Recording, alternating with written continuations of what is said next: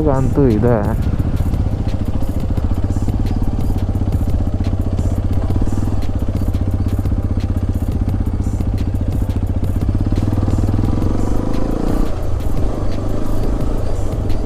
Papaya ಅಂತ ಬೇರೆ ಹಾಕಿದ್ದಾರೆ ಅಲ್ಲಿ.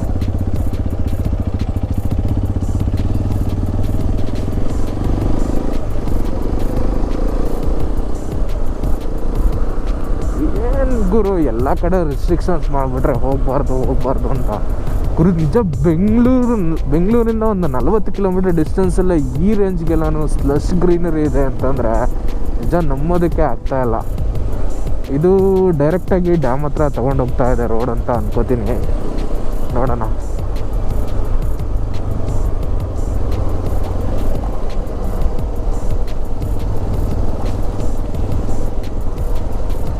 ಬೈಕರ್ಸ್ ಆಲ್ರೆಡಿ ಇಲ್ಲೆಲ್ಲ ಬಂದಿದ್ದಾರೆ.